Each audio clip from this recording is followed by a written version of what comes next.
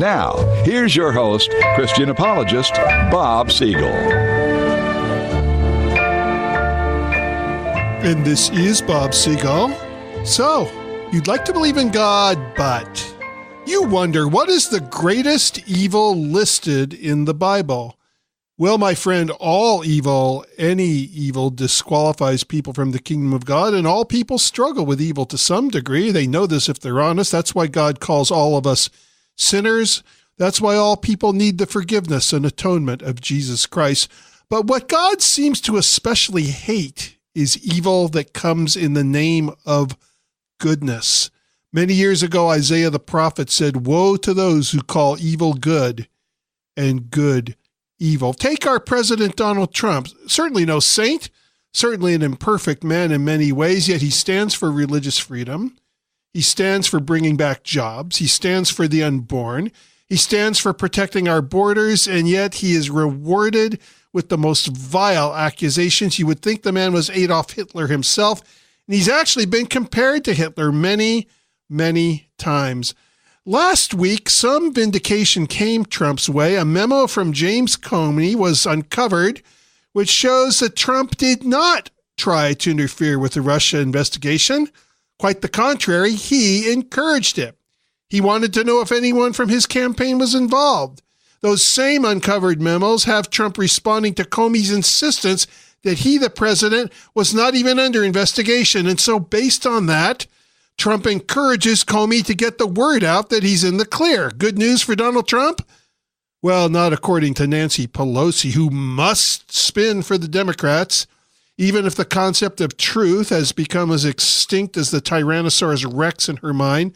According to Pelosi, this shows that Trump did try to subvert justice. It may appear different to you as you actually read the memos, but she's telling us what it truly means. You just can't make this stuff up anymore. Well, I guess you can if your name is Nancy Pelosi. Truth may come and go, but Washington will always be Washington. And before we leave Washington, not enough time in your day to sit through the Senate confirmation questions directed at Secretary of State appointee Mike Pompeo? Are you feeling left out for not being able to hear the Democratic senators pontificate for the cameras and future personal presidential run photo op campaign ads, all made legitimate by ending their speeches with a quick question in the end so that it can look like they were asking a question when in reality they were uninterested in anything the nominee had to say? Well, fear not. The intelligence and sheer brilliance of the Dems is hereby distilled down and summarized by your old pal Bob. Mr. Pompeo, before going to work for a Republican administration, are you willing to systematically go down the list and disavow everything Republicans and conservatives stand for, including standards that have nothing to do with the office of Secretary of State, such as a traditional view of marriage? Oh, and if you could promise to buck President Trump at every term, that would also be helpful, although not real helpful, since most of us will not vote for you no matter what you say and would reject your record even if it matched Mother Teresa's. So far, they have not yet mentioned Charlize Theron's threat to leave the country if Pompeo gets appointed. But that can probably be explained by the fact that her leaving might be viewed as a plus for confirming the guy. Speaking of Senate committee hearings, Zuckerberg was asked by the Senate committee why Facebook censored conservatives' Diamond and Silk. His response was that this was an enforcement error. Those are the exact quotes, enforcement error. And the error has been corrected. Yeah. Oh, yeah, I'm sure that must be it. There was an error, all right. The error was not counting on such a public outcry and bad publicity. The error was a miscalculation that they could get away with it. And while we're on the subject of miscalculation, Sacramento seems to be miscalculating how much longer the citizens of California are going to go along with their leftist agenda, which barely even attempts anymore to claim that the interests of American citizens are on the radar. City after city is joining the federal government's lawsuit against California becoming a sanctuary state. Now, have you heard the latest relating to this? Governor Jerry Brown's plan to utilize the National Guard to join the other National Guards in other border states. It goes something like this. Well, I will send troops to the border. However, and this is very important, while they are there, they are under orders not to actually do anything. How does he get away with this? By couching his policies in terms of race. Anyone who does not accept illegal immigration is a racist, even if these same people enthusiastically support legal immigration. But Moonbeam Brown is not the only one who lumps all American discussion under the category of race. It happens everywhere, even at Starbucks. Now, whether or not the Starbucks employee had a right to tell two people to leave if they were hanging around without buying anything is an interesting question. Unfortunately, that is not the discussion our nation is having. Instead, it is assumed that they were asked to leave because of their skin color. What evidence is there of this? How do we know they would not have been asked to leave no matter what color they were? And do today's race baiters even ask for evidence, or do they instead quickly exploit any news event for their agenda? Now, don't waste any time trying to answer that question. You will be extending a lot of energy to uncover the obvious, an obvious phenomenon that our nation has been accepting for a long time by rolling over and playing dead instead of pushing back. I have as much admiration for today's leftist sensitivity police as I have for Sheriff Israel's amazing leadership that he offers the Broward County Sheriff's Department. You remember Sheriff Israel and his amazing leadership? And you remember the reason we know he's such an amazing leader? He told us so himself. Well, if you'd like to weigh in on any of this, you can always reach me on Facebook, Twitter, or questions@bobsiegel.net. That's questions@bobsiegel.net. Regarding Jerry Brown, Craig says, just like some of our elected employees. Joy says, unbelievable, right? Maybe California will turn more red. Well, maybe, Joy. There's certainly a rebellion brewing against Sacramento. Frankly, it will depend on whether or not conservatives continue to leave California and make Texas even more red than it already is. Teddy says, shuffleboard, anyone? I'm not exactly sure what Teddy meant. Maybe that our National Guard on the border might as well play shuffleboard, since Governor Brown won't allow them to do anything else. Regarding my capsulization of the Mike Pompeo hearings, Fran says, thank you, Bob, for this discourse. I can now turn off the news. And I do mean thank you. Regarding Charlize Theron threatening to leave our country, Jim says, Miss Theron was born in Africa. How come she is not considered an African American? Well, because she's white, Jim. That would not be politically correct. The term African American is supposed to be, according to the PC police, about skin color, not about whether somebody truly comes from Africa. Accuracy is seldom PC. Regarding Facebook censoring Diamond and Silk, Steve says, those two ladies are pretty funny. Love hearing their comments. Ed says, too many times I heard an arrestee apologize, mostly not authentic at all, after committing the crime. Ed is a police officer. He says, I appreciated the sentiment, but it doesn't forgive the crime, which many of them were counting on. Russ says, when Zuckerberg said that, some big veteran in the gallery should have come forward, grabbed him by the neck, and choked him out. When he regained consciousness, the veteran should have said, that was a hugging error. Regarding the Starbucks incident, Mike says, would love to see video of the incident and how the two young men loitering at the Starbucks were dressed and how they were comporting themselves. Also, has Starbucks ever asked other people to leave who do not happen to be black? Now, Tim, on the same subject, says that Mike Gallagher has seen white people loiter at Starbucks without being kicked out. And Tim goes out of his way to mention that Mike Gallagher's talk radio program broadcasts from this same station that carries my show, KCBQ, 1170, The Answer. Tim, with all due respect, what on earth difference does that make? Are you honestly expecting me to change my position based on that? I'm supposed to go, what? Mike Gallagher disagrees with me? And his opinion of Starbucks was articulated over the airwaves of my own station? Well, jumpin' Jiminy. I guess I better reconsider my position. Look, I have a great respect for Mike Gallagher. I love his show. I have a great respect for all of the Salem hosts. They do a terrific job.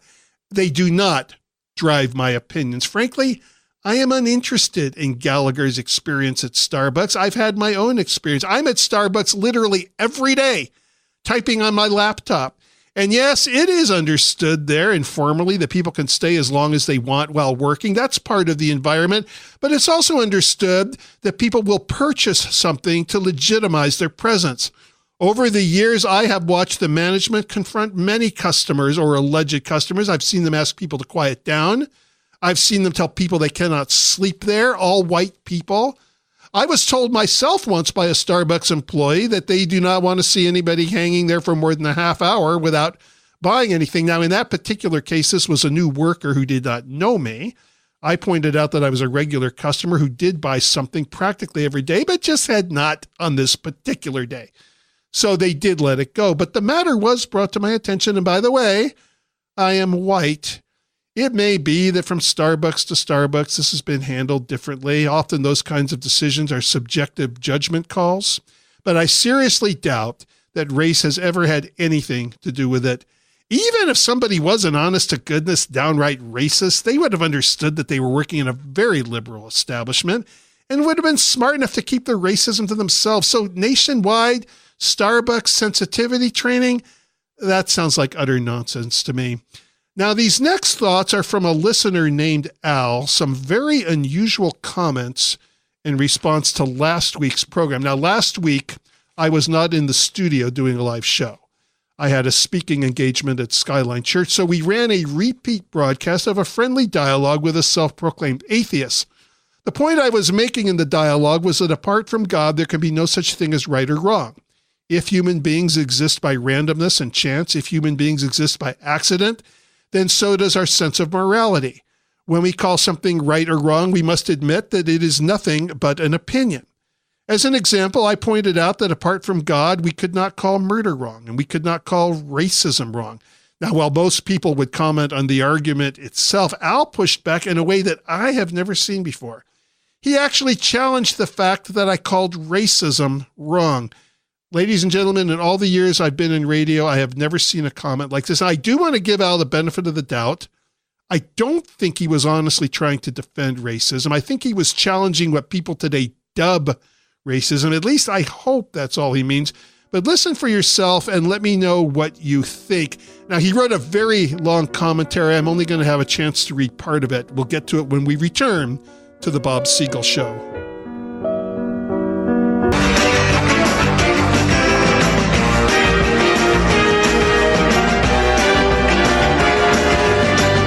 Welcome back to 1170 The Answer. I'm your host, Bob Siegel. We have a very special guest that we're going to bring on in just a couple of minutes. But I was about to read an interesting email. Last week, there was a debate aired on this program between myself and an atheist. And I was arguing that apart from God, there could be no genuine morality. And I listed, as an example of many things that we today accept as decency and morality, that racism is wrong. Well, I got a very interesting pushback to that. I don't think the guy is trying to defend racism. I think he's trying to defend what people call racism or speak against what people call racism. But you tell me what you think. He says, in claiming that racism is terrible, you overlook tons of issues. My grandparents were the most wholesome, well-liked people you'll ever meet. They wanted nothing to do with black people. Ugh. See, it does not sound good, but let's hear him out and hear his context. 2, what of the fact of life that 95% of inventions are by white people, mostly men? Does this possibly raise the issue that the majority society deserves the benefit of the doubt in legislation? 2, we're stuck with the reality of serious lack of progress of African nations, but we're to put our heads down and ignore the wide difference these issues create. What is racism when responsibility for rectifying every crisis is the sole responsibility of white people?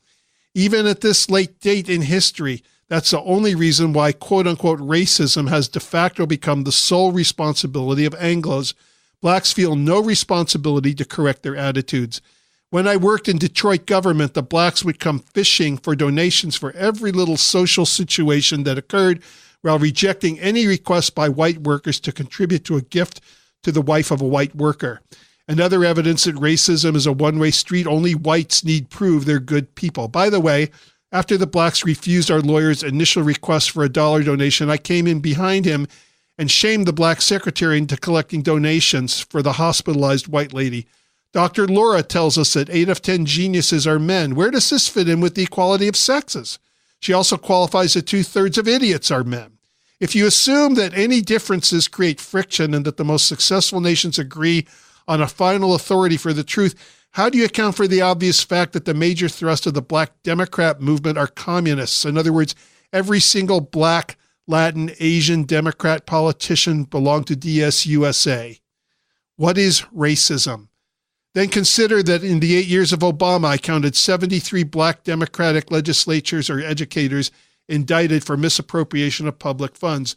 No Black GOP were involved. Conservative Blacks are a totally different group and are shunned by the left. Okay, let me respond to this, Al.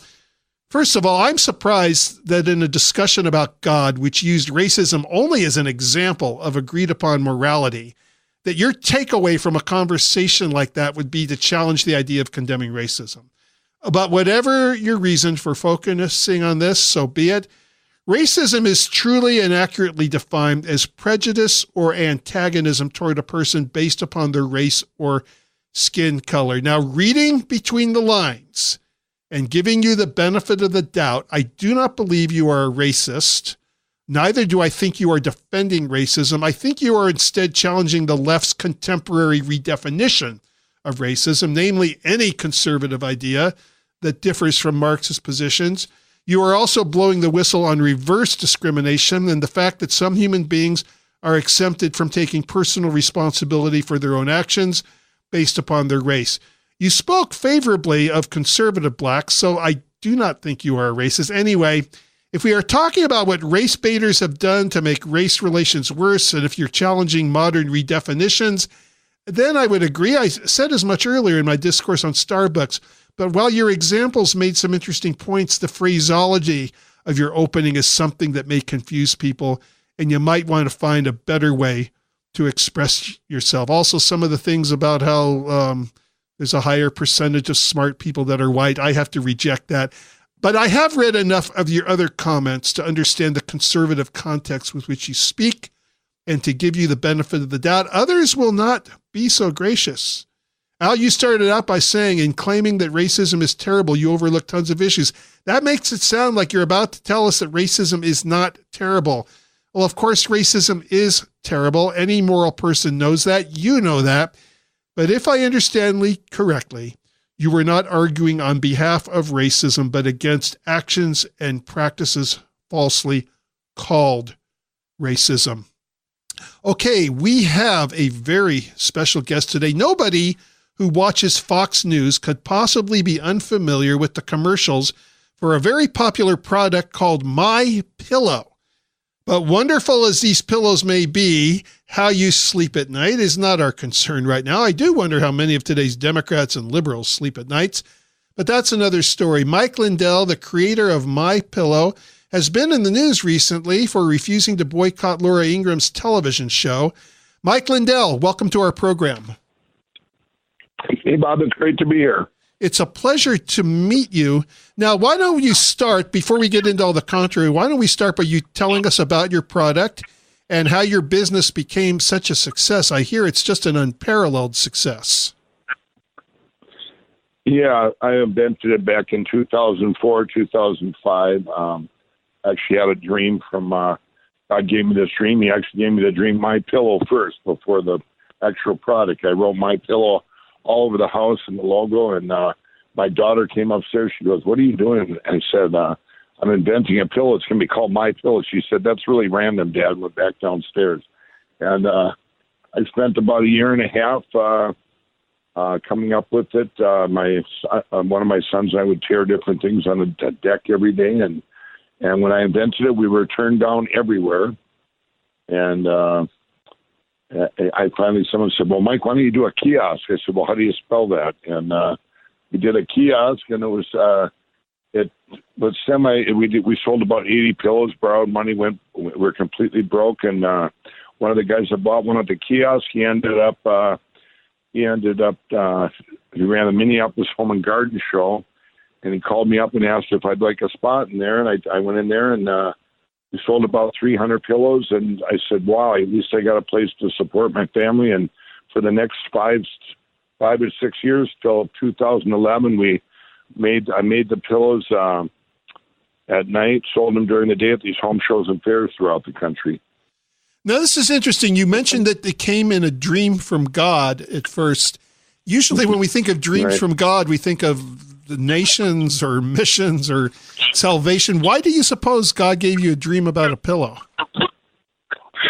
Well, I don't know. It's been a divine appointment. Well, I do know now. It's, I also had, he's protected it, this platform. The platform for the pillow is just a much bigger, my calling is a lot bigger than just a pillow. And even though we sold 41 million of them, but I've been protected. I was a crack cocaine addict. There was a lot of other adversity I faced during that time, and I actually, if we go up to the drug dealers, my drug dealers actually did an intervention on me in 2008 and said they wouldn't sell me anymore unless I went to bed. And I'd been up for like 14 days, and here I come back from. I couldn't buy drugs anywhere on the street. It was like 2 a.m. I came back upstairs, and it was one of the worst parts of Minneapolis. And I got back upstairs, and the guy he says, how'd that work out for you? And I said, and I'm all upset. And he said, he took a picture. He got my phone. He says, I'm going to take a picture. He says, you made a promise to us that someday God would give you, that this pillow is a big platform, and you're going to come back and help us all. And you're our hope. And so those words kind of rang true. I quit about 9 months later and prayed that I could, God would free me of that addiction overnight. And he did. I woke up the next day, and that was in January 16, 2009. And it was up until in 2009 and 10, then I just spent trying to get my company back. It was taken by some other people. They had taken all my shows and everything, and I ended up doing an infomercial, and that was in 2011. Now, you mentioned God delivering you from this addiction. Is this the time that you became an actual Christian? Would that be part of your Christian testimony? No, that's kind of, I quit overnight, and I was freed from, my prayer was, God, please free me from these, free me from the desires. And okay. I woke up the next day. Mike, can you hold with us over the break, and we'll come right back? Sure. Okay, we'll be right back. Welcome back to the Bob Siegel Show. Mike Lindell, the creator of My Pillow, is our special guest. Mike, welcome back to our program. Thanks, Bob. And so you were about to tell us the story of how you became a Christian right before we went to the break. Go ahead. Yeah, well, like I said, I was freed of all my addictions overnight in January 16, 2009, but I still, I was going, back in the day, I always had a fear of rejection and unworthiness. I had never thought I'd ever be a speaker or speaking in any commercials. And what I did, but I was always wearing my cross. I was always, having my cross on, and I wanted, I would actually be in doing drugs, crack houses or whatever, and I would be telling people about, things in the Bible and talking about, we should all quit. And the next day they would quit, and I would stay on it. And some of them would find Jesus, and it was strange to me. I wanted what I wanted what I was talking about. It was like I was trying to convince myself. But anyway, in October, I guess we got to include this too. Nobody would take I started getting my company back I was just doing shows and fairs, and I said, well, let's bring My Pillow right to the people. And we ended up doing an infomercial. And the night before we did it, I did a read, and the producer said, this guy's the worst we've ever seen. He said, he can't go on TV. And because I couldn't read off the script. Well, the next day we did it with a teleprompter, without a teleprompter, and just naturally, just whatever it said. It was a real audience, and I was scared. I'd never been so scared. And I actually, then we went from 5 employees to 500. It aired October 7th, 2011, in the middle of the night, and it aired then at 3 a.m. And we, like I said, went from 5 employees to 500 in 40 days. It just exploded, and My Pillow became so big in 12 and 13, but by the summer of 14, I met this gal we were within 2 days of going under at My Pillow, and I had a lot of things happen in between there that we don't have time to talk about. But I met her, and she had something that I didn't. She had this this relationship with Jesus. It was like, and it's what it was different than when I go, yeah, I believe in God. I believe in God. Well, then at that same moment in time, she was always praying for the company. We did a 1 and a 2 minute commercial, and he said, well, Mike, you need to be in it. And we started getting, at that point in the spring, things started happening again then, or in the fall, and we just started getting bigger and bigger and bigger and bigger and bigger. And I started seeing miracles in 2015, 16, 17. Instead of me praying when things got bad, that I would pray for, God, please help me get me out of this. Help me get me out of this. All of a sudden, I was seeing in Kendra, and it got up until February 18th of 2017. That's just a little over a year ago. And I went into this retreat called Operation Restored Warrior. It's actually for warriors or whatever. It's a retreat type thing. And I got in there, and that I prayed. I had hope before I went in that I would end up coming out with something like a personal relationship like Kendra had. And I came out of there, and it was amazing. So it was February 18th of last year. People say that to me all the time. Well, what's the difference now? Well, now it's my personal relationship with Jesus. I can have as much passion for Jesus as I did for the pillow. And that's what I was always longing for. And that's the platform that this calling God had given me, and where, just the fame, the awareness, and I can say, you know what, Jesus is real, and he is the way. And one of my favorite verses right now is Proverbs 3, I believe it's 5 and 6, and it's trust in the Lord with all your heart, lean not on your own understanding, and always acknowledge him, and he will direct your paths. And that's where it became easy for me to pray, and my paths are directed. Yeah, well, that's wonderful. It seems to be one of the common misconceptions with religion in general, and also Christianity, that it is just about beliefs or going to church. But you're talking about an actual relationship with the Spirit of God. And that's such an important distinction to make. Yeah. You wouldn't see me. I'm actually over in Israel right now as we speak. It's 4 a.m. over here, and I'm actually just got here yesterday. It's going to be. I'm looking forward to an amazing week over here where Jesus plays. I heard that. Now, what are you doing in Israel? Are you part of a tour? Are you speaking there? What's your? I'm going to be joining a tour with Jonathan Cahn. I don't know if you're familiar with him, but he wrote The Harbinger. And yes, I've heard him speak before. Yeah, he's a good friend of mine, and I'm over here with. We're going to be joining up with them in a couple of days, and then I get back and I actually speak in. This will be one of my first time ever doing this. I'm for the National Day of Prayer on May 3rd when I get back to the United States. Oh, exciting! God's put me in a position. I'm being this. I'm actually. I tell these guys, I'm a baby Christian. I don't know a lot of verses in the Bible, but I do have a story. And yeah. Now, have you been to Israel before, or is this your first time? We were here it was here in the fall of 2015, and I was. Kendra and I actually came over here with, at that time, with Alistair Begg, and then Stephen Baldwin, his wife, and Kevin McAuliffe, and we had so I was over here then, but there was so much to experience. I could stay over here all the time. It's just such a feeling. It's amazing, and there's just so much to see. We didn't have enough time back then, and just wanted to get back over here and walk where Jesus walks. Yeah, I've been there twice, and I'll tell you, I felt safer there with all the terrorism going on. I felt safer there than I did in the States. Can you hold with me over another break, Mike? Yeah. All right, we'll be right back. Mike Lindell, the creator of My Pillow. Mike, welcome back to our program. Thanks, Bob. It's been a great honor to get to know you. I've been watching your commercials for years. I just can't turn on the TV anymore without seeing a commercial for that pillow. I've not tried one myself yet, but they sure look inviting. Oh, they are amazing. They've helped so many people.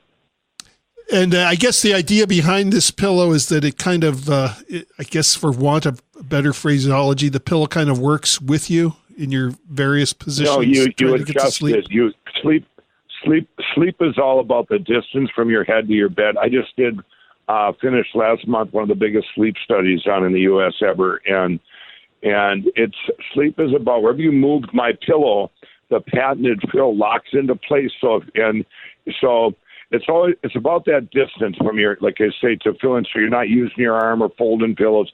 You set your own height, so to speak, but yet it's soft. It's supportive soft. So you adjust the pillow to fit you rather than trying to adjust the pillow.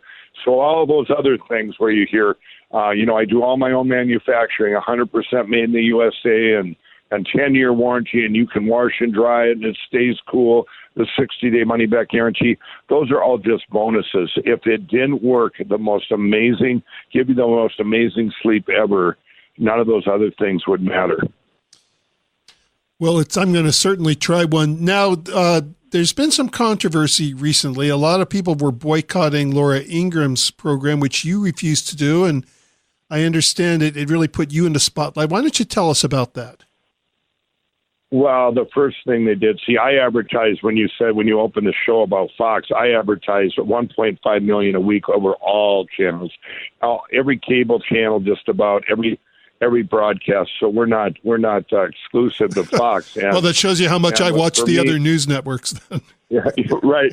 So for me, when they came to me and they said the first rumor spread was that Mike was going to go down, Mike was going to take his ad down, and I heard from so many people, and I said, Mike, I said, no, we're not taking our ad down. And nor do I intend to. And then they've asked me for different quotes. I said, every ad we do, we treat it like it's our own ad. It's either got to break even or make money. And for my employees, we do what's best for my employees and my customers. And I'm not going to change my advertising around based on anything that goes on out there that that are hosted. Can you imagine me having to monitor hundreds of stations a day about what everybody's saying? And this is I was put in the spotlight, and they attacked me on social media, and I'm going, why am I getting attacked here? And I think a lot of that had to do, with obviously with politics and with, I met the president a couple of years ago, and a private meeting before he was president. And when I met him, I said, after I got out of there, I walked in, I said, yeah, he said, Mike, are you a Christian? You always wear your cross. And I said, yes, Mr. Trump. And I said, this is a divine appointment. And we had the most amazing meeting about the inner cities, and we talked about what he's going to do, bringing the jobs back, and all the stuff he's already done. I walked out there and said he's going to be the best president in history, and I think and then that got thrown into the public light that because I went all in for our president, and then last summer I got invited to the White House, and I was with the White House. Wow. I said, who's sitting here? And they said, Mike, the president, does he want to sit by you? It was a Made in America. Made the USA Manufacturers Summit, and how cool was that? He just cares. He cares about the jobs here and everything. And then when these when stuff comes up and people want to attack advertisers, attacking advertisers isn't good for anybody. The advertisers that do leave, that boycott certain people, they leave, and then they just pay more for other spots. And the consumers end up paying for these things, and it's just wrong. Can you tell us anything about Donald Trump in person that we don't necessarily notice when we watch him publicly? That's the most. I'll tell you what. When sitting with him, he is the most. And I met him many times after that. I was just in Mar-a-Lago a couple of times over the last. I was there over Easter, invited by somebody else, and he came up to me. Mike, how you doing? He's the most personable guy, and he's funny. He is funny. He loves the Lord. I believe he's a baby Christian that, when he came, they always say, 11 years ago he did this or this and this. Well, you know what? I was a crack cocaine addict. I did a lot of things too before I found Jesus. I just found Jesus a year ago. Well, we've all had a past, and frankly, he's doing such a good job that even though I'm a dedicated Christian, even if he wasn't a Christian, I'd say he still has been a very good president. Oh, yeah, absolutely. He's doing the best job. And I don't know, I don't know where he is with his own faith or where his own journey. But I'm just saying that for when I met him, that man is just so kind, and he's so down to earth, and he's so what I've watched and what I've observed even in office, he runs his business where he takes stuff in. He's such a good listener. He'll take stuff in and then he'll make the right decisions. He's so pragmatic and makes these amazing decisions. And when they say, for negotiating, he knows what to do. I mean, look what he's going to do. I mean, with North Korea and all these things and the tax cuts, he's getting more stuff done ever than when. And just think if people got on board and helped him. I did after the election, and then after the inauguration, I was on TV in Minnesota, and they had. I was in the green room actually with someone that was protesting, was leading one of the rallies. And, okay, can you hold with me for one more segment, my friend? Sure. We'll be right back. Sure.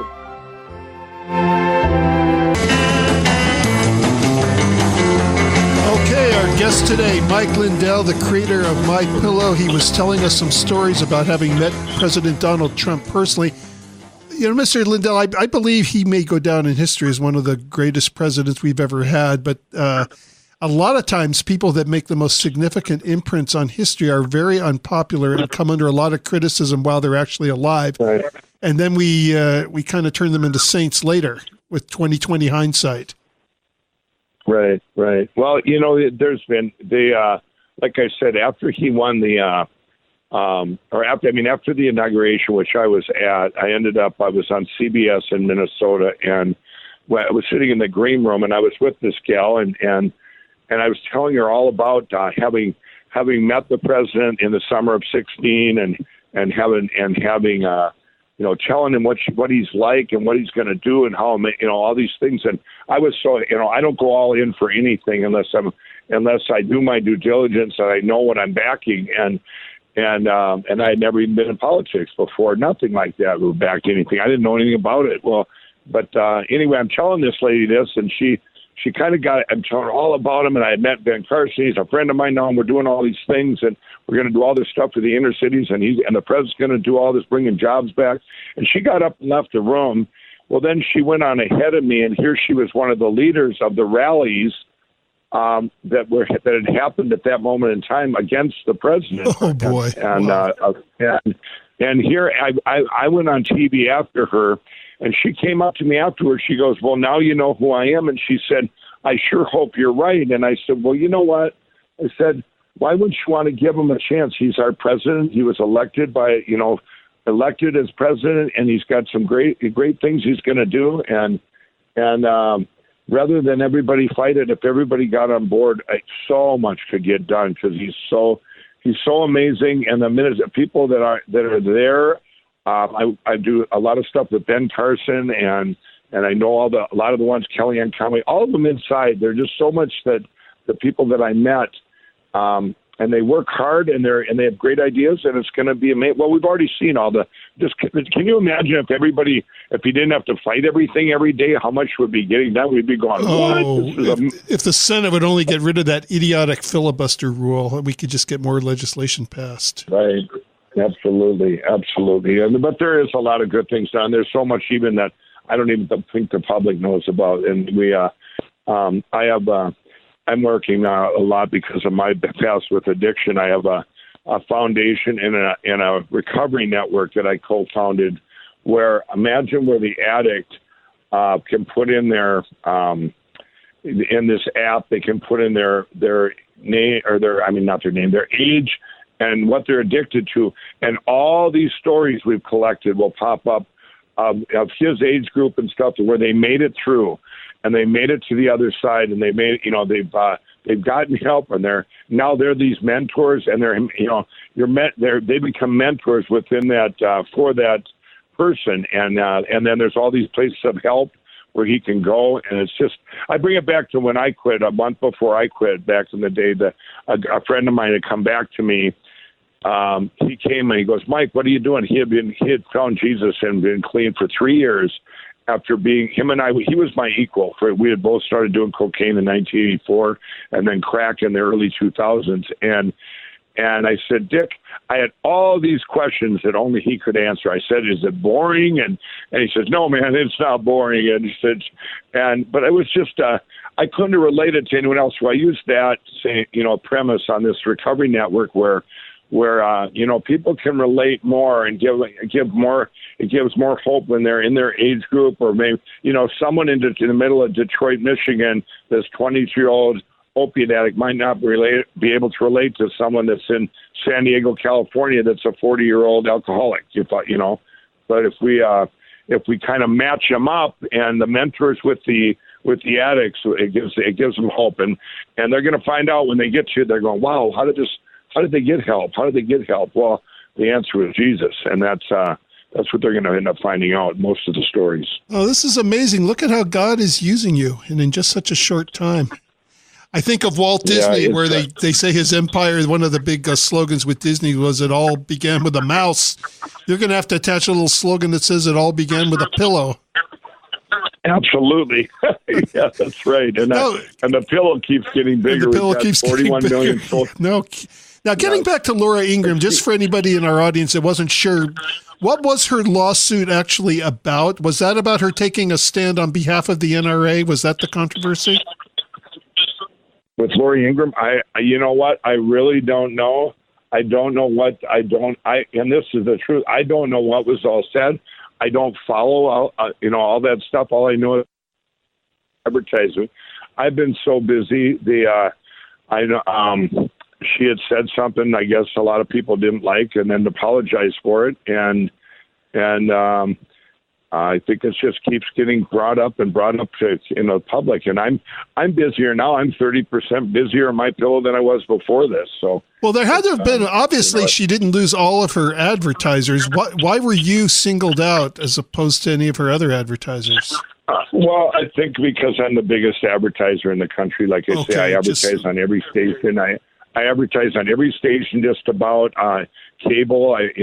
Cable, and I don't say I'm only going to advertise on this station or this station or this station. I think it's because of my platform I sit on. And it could also be because I was singled out because I do back Donald Trump. And I back, I met him, and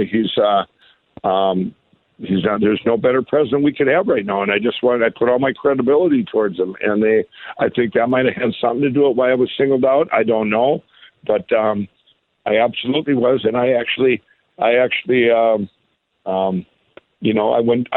to do what's best for my customers and my workers. I have 1,600 workers now here in the U.S. in my hometown, my home state of Minnesota, right outside my door. And I go back to where your handshake is your word. I even have my own call center, my customer service, and we do every customer like it's our only customer, and we do that, just like with all our advertisers too. Well, God bless you, sir. Sounds like a wonderful undertaking. It was such an honor to have you on our program. Well, thanks, Bob. It was an honor to be here, and God bless everyone out there, and look forward to if they see the Recovery Network in the future. All right. Enjoy Israel. We'll see you next week, everybody.